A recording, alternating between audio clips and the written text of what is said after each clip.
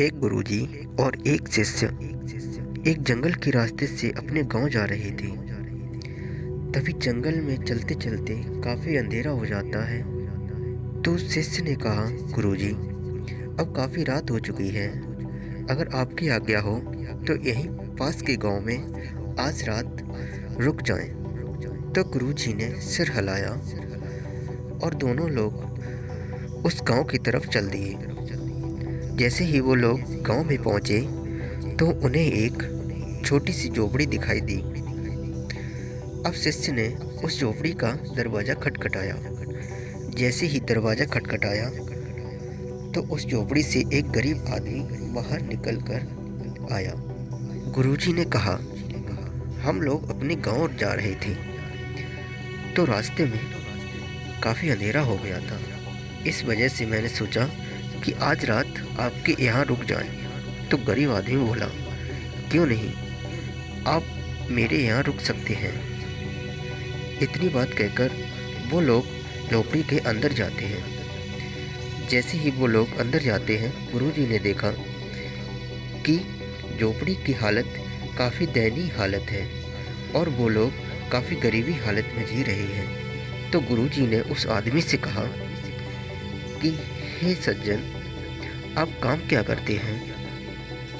उस गरीब आदमी ने कहा कि मेरे पास बहुत सी ज़मीन है। तो गुरुजी ने कहा कि आपके पास अगर बहुत सारी ज़मीन है तो इस हालत में क्यों रह रहे हो? तो गरीब आदमी बोला कि मेरे पास बहुत सी ज़मीन तो है, लेकिन वो पूरी ज़मीन बंजर है, उस पर कोई फसल उगाई नहीं जा सकती और गांव वाले भी बोल रहे हैं कि इस ज़मीन पर फसल उगाना एक बहुत बड़ी बेवकूफ़ी होगी। तो गुरुजी ने कहा कि आपका गुजारा कैसे चलता है?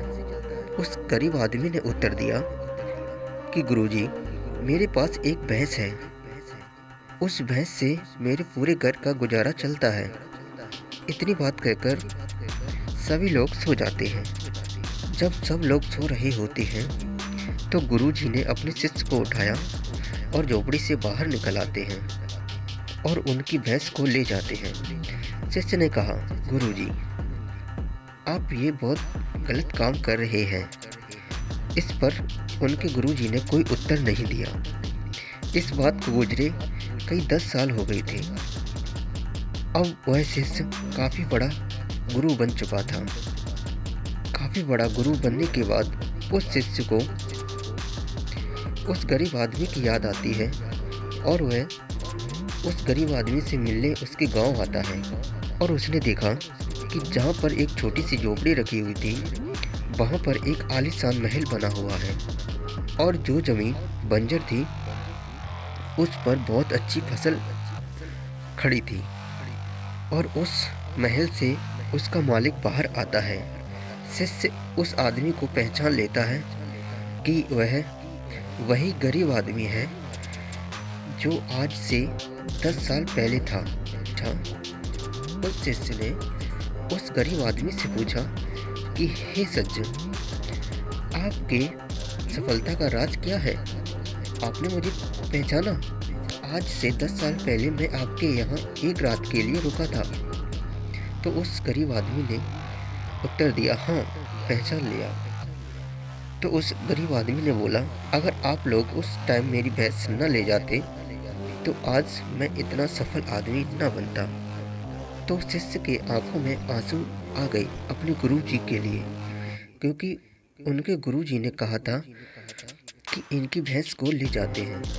उस टाइम पर ये काम गलत हुआ था, लेकिन उस आदमी के लिए बहुत ही अच्छा काम हुआ था। अब वह आदमी बोला कि हे गुरुजी, मैंने इस बंजर ज़मीन में इतनी मेहनत की, अब यह ज़मीन हमें अच्छी सी फसल देती है और मैं इसे अच्छे दामों पर बेचता हूँ और इस ज़मीन पर बहुत अच्छी फसल उगती है। तो इस कहानी से हमें ये सीख मिलती है, सभी लोगों के अंदर एक न एक टैलेंट ज़रूर छुपा होता है, लेकिन हम उस टैलेंट को पहचान नहीं पाते हैं। अगर पहचान भी लेते हैं तो कोई ना कोई बाधा हमारे सामने ज़रूर आ जाती है, चाहे वो पैसों की दिक्कत हो या हमारे फैमिली की दिक्कत हो या हमारी जॉब की दिक्कत हो। अगर दोस्त उस भैंस जैसी कोई चीज़ आपके पास भी है तो उस चीज़ को बाहर निकालिए और आगे बढ़िए। नहीं तो वो भैंस जैसी चीज़ आपको वहीं पर बांधे रखेगी और आपको आगे बढ़ने नहीं देगी, आपके सपनों को पूरा होने नहीं देगी। On my back, you don't know how to act. Maybe you should relax. Maybe you should relapse. Just kidding. एक गुरुजी और एक शिष्य एक जंगल के रास्ते से अपने गांव जा रहे थे। तभी जंगल में चलते चलते काफी अंधेरा हो जाता है। तो शिष्य ने कहा, गुरुजी,